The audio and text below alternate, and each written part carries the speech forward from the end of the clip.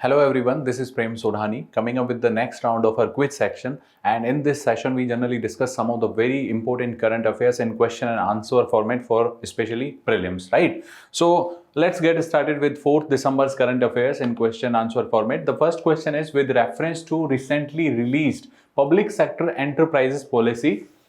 Which of the following are classified as strategic sectors? Okay, so the first one is transport and telecommunication, second is banking and insurance, third is power, petroleum and coal. The answer is all three are under classified under strategic sector. So ये जो नई policy आई है about this PSE, इसमें दो चीजें हैं. First is you have to these two things are classified, that is strategic and non strategic sectors. ठीक है, तो नॉन स्ट्रेटेजिक की अगर बात करें specially for example tourism sector, ठीक है, अर्बन डेवलपमेंट रिलेटेड जो भी डेवलपमेंट है urban development related. But strategic में आपको पता होगा for example space, defence, atomic power, right? This is one sector. The second sector is transport and telecommunication. The third sector is banking and insurance, and fourth is this power, petroleum, coal and minerals, right? So ये जो चारों sector हैं they are classified under strategic sectors. ठीक है, जो बहुत ही important होते हैं. तो यहाँ पे ध्यान रखना strategic sector में maximum 4 public sector enterprises होंगे, that is envisaged under this policy.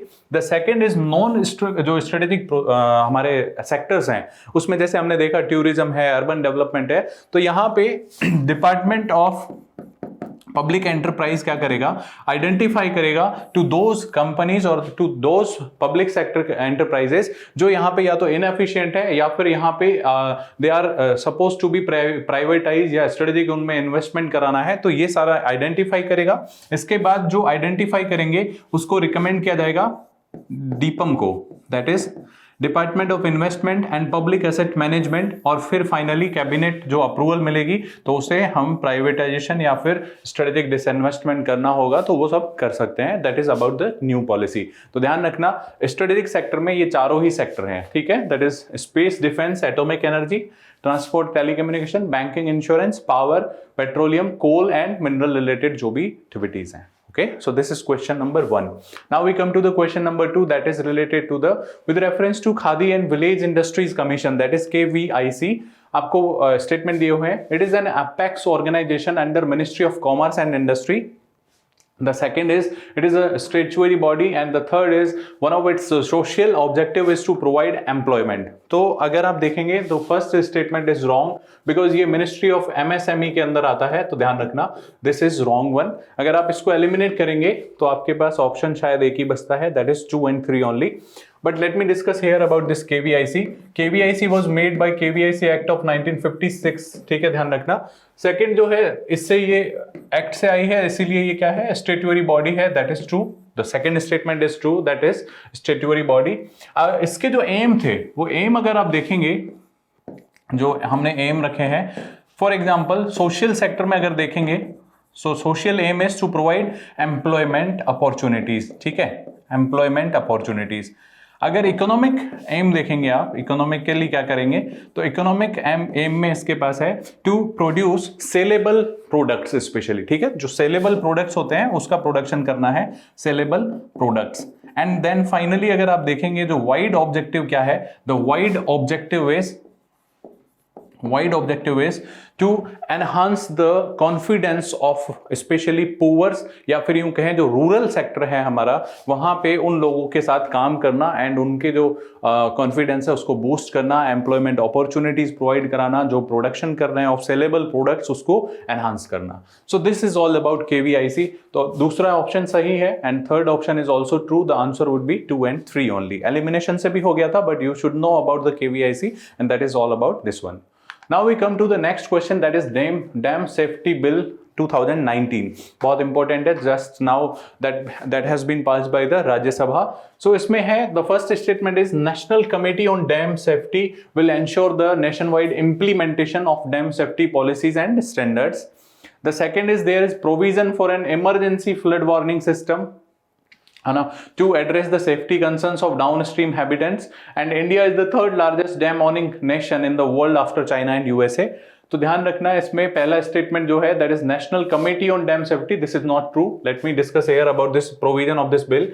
तो जो ये डैम सेफ्टी बिल आया है, डैम सेफ्टी बिल, उससे पहले मैं आपको बता दूं कि अगर ओवरऑल डैम्स की बात करें इंडिया में, तो दैट इज अराउंड 5700 डैम्स है इंडिया के पास अभी right now. But the cause of concern is कि जो हमारे 80% डैम्स हैं, 80% ऑफ डैम्स आर 25 और मोर ईयर्स ओल्ड। ठीक है, तो 25 ईयर से ओल्ड है 80% of the dam, and that is the why we are actually doing all this जो प्रैक्टिसेस हैं, हम क्यों इंश्योर कर रहे हैं policies, dam rehabilitation, security, safety, उनके बारे में हम क्यों टेंशन ले रहे हैं, बिकॉज 80% की एज जो है 25 ईयर से ज्यादा है, और इसमें बहुत सारे तो ऐसे हैं जिनकी एज जो है 50 ईयर से भी ज्यादा है। ठीक है, this is one thing. And the second thing, अगर ओवरऑल डैम्स के मामले में देखें तो दिस इज ट्रू, चाइना के पास सबसे ज्यादा डैम्स हैं, देन यूएसए, एंड देन आपका आता है इंडिया, राइट। सो इंडिया के पास है 5700 डैम्स। तो स्टेटमेंट 3 इज ट्रू कि जो थर्ड लार्जेस्ट है हम इन केस ऑफ डैम्स। ठीक है, तो this is true. Now we come to the provisions of this bill, that is dam safety bill. अगर मैं आपको प्रोविजंस बताऊं डैम सेफ्टी के, सो पहला सबसे बड़ा है कि हम जो है इस एरिया में काम करेंगे, that is SIOM, that is safety. ठीक है, इंफॉर्मेशन, ऑपरेशन एंड मैनेजमेंट। ध्यान रखना, safety, information, operation and management. अब इसके लिए क्या करेंगे, आप कुछ प्रोटोकॉल्स बना रहे हैं, कुछ पॉलिसीज बना रहे हैं, how these dam are suppose to be operated, क्या प्रोटोकॉल्स रहेंगे, कैसे सेफ्टी इंश्योर करेंगे। फॉर दैट जो हम पॉलिसीज वगैरह बनाएंगे उसको इंप्लीमेंट कराना है, तो इसके लिए हम बनाएंगे नेशनल डैम सेफ्टी अथॉरिटी।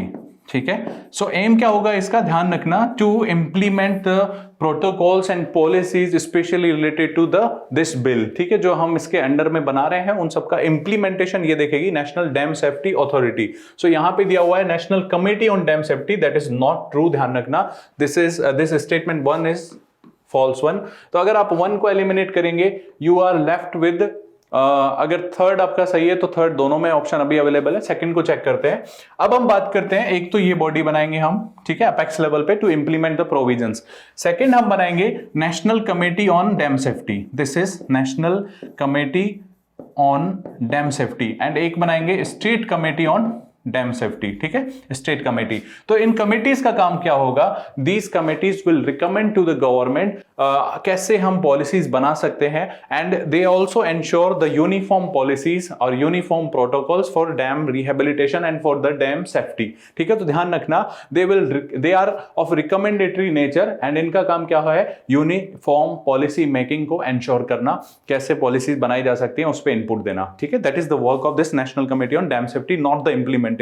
तो ये आप ध्यान रखना। इसके बाद इसमें जो बिल है इसमें बहुत सारे प्रोविजन है, जैसे जो डैम ऑनर है उसके लिए क्या क्या प्रोविजन है, how they are suppose to work and how they are suppose to provide better management for these dams, specially उनके लिए भी प्रोविजंस हैं, कैसे टाइमली वो मैनेज कर सकते हैं। इसके साथ ये स्टेटमेंट भी सही है कि इमरजेंसी फ्लड वार्निंग सिस्टम भी हमने यहाँ पे डाला है इस बिल के अंदर, कि अगर इमरजेंसी फ्लड सिस्टम होगा तो जो डाउन स्ट्रीम में रह रहे हैं लोग उनको बचाया जा सकेगा, that is also the part of this one. तो 2 भी आपका सही है, तो 2 एंड 3 आपका हो जाएगा करेक्ट आंसर। इसके साथ ध्यान रखना, जो भी डैम सेफ्टी है वो सारी हमने इसमें एंश्योर की है। अगर प्रोटोकॉल्स या पॉलिसीज फॉलो नहीं की जाती हैं तो इस बिल में पेनल्टी प्रोविजंस भी हैं, फाइन रिलेटेड प्रोविजंस भी हैं। ठीक है, तो ध्यान रखना, ये था पूरा dam safety bill, and that has been passed by the Rajya Sabha, and that is why you are seeing this question. Okay, so the answer is 2 and 3 only. Now we come to the next question that is also related to the dams only, that is dam rehabilitation improvement project. ठीक है, drip project. तो इसके बारे में 2 statement दिए गए हैं, the project is funded completely by government budget, and the second is project aims to improve the safety and operational performance of the selected dams across the whole country. तो ध्यान रखना, ये जो ड्रिप प्रोजेक्ट है that is not whole government funded, ये नहीं है, this is funded by world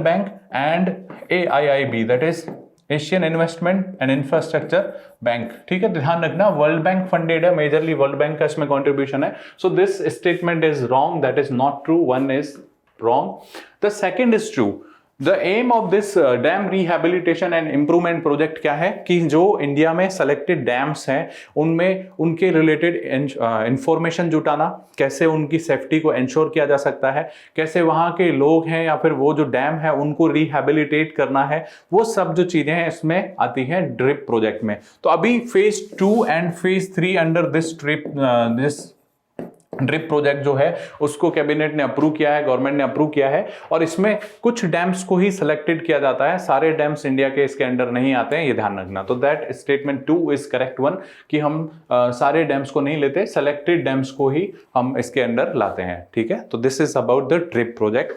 next we come to the question that is related to the private members bill. अगर कुछ आपको स्टेटमेंट दिए हुए हैं, an MP who is not a minister is a private member, while the government bill can be introduced on any day but the private members bill can only be introduced and discussed on Friday।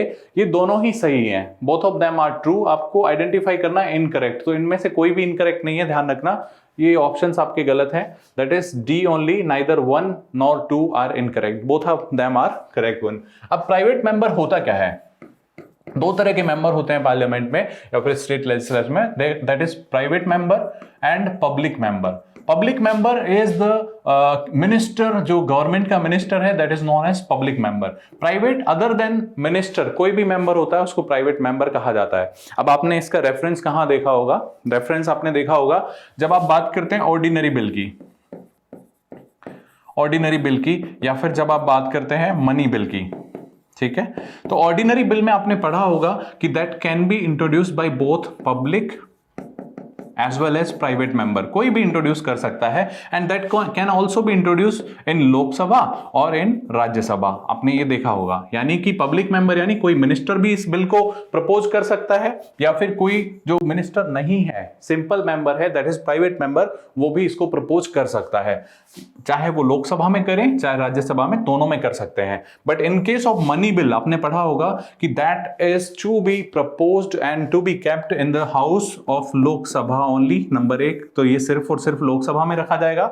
दूसरा, ये हमेशा public member ही रखेगा, यानी कि कोई minister ही रखेगा। तो आपने देखा होगा budget is the part of this money bill, budget भी मनी बिल ही है। तो बजट आपने हमेशा देखा होगा कि कोई और नहीं रखता, बल्कि हमारे फाइनेंस मिनिस्टर ही इंट्रोड्यूस करते हैं, and that too in the Lok Sabha only. तो यहां पे आपने पब्लिक एंड प्राइवेट मेंबर्स पढ़े होंगे, तो पब्लिक मेंबर आपको समझ में आ गया होगा कि कोई भी मिनिस्टर जो है दैट इज पब्लिक मेंबर, जो मिनिस्टर नहीं है that is a private member. I hope आपको ये क्लियर हुआ होगा। तो ध्यान रखना पब्लिक एंड प्राइवेट मेंबर, इसके ऊपर क्वेश्चन भी आ चुका है यूपीएससी में प्रीलिम्स में, right. So these two are correct one. Now we come to the next question, that is consider the following statement. The first is he served as a first Indian MP in the British parliament. Second is he was also known as grand old man of India. अब तो आप समझ ही गए होंगे किनकी बात हो रही है।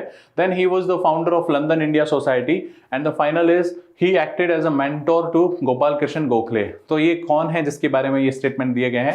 दैट इज ऑब्वियसली आपके दादा भाई नारोजी हैं।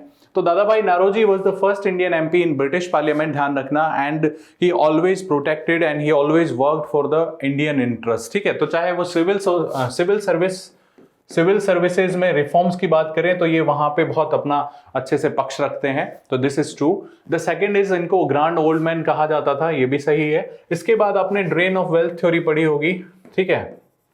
ड्रेन ऑफ वेल्थ थ्योरी, या फिर वेल्थ जो है इंडिया से कैसे जाती है, इसके ऊपर बहुत ही क्रिटिकली इन्होंने लिखा था दादा भाई नौरोजी ने स्पेशली, प्लस इनके साथ आरसी दत्त भी आपने सुना होगा, आरसी दत्त एंड दादा भाई नौरोजी। तो ये इनके बाद इनकी एक लंदन इंडिया सोसाइटी ये बनाते हैं इन 1865, और ये बनाते हैं ये WC बनर्जी के साथ मिलके, ठीक है। तो ये भी है, आप ध्यान रखना। एंड इसके बाद इन्होंने मेंटोर का काम किया था, not only for Gopal Krishna Gokhale, बल्कि फिरोज शाह मेहता हो चाहे आरसी दत्त हो, ये सब उनकी मेंटोरिंग करते थे अच्छे से, that is Dadabhai Naoroji. Okay, so this is all about the today's session. I hope आपको ये समझ में आ गया होगा। अगर ऐसा है तो इसे शेयर एंड लाइक कीजिए, एंड अगर कोई भी डाउट रहता है तो आप कमेंट सेक्शन में जरूर बताइएगा। Thank you very much for watching this video.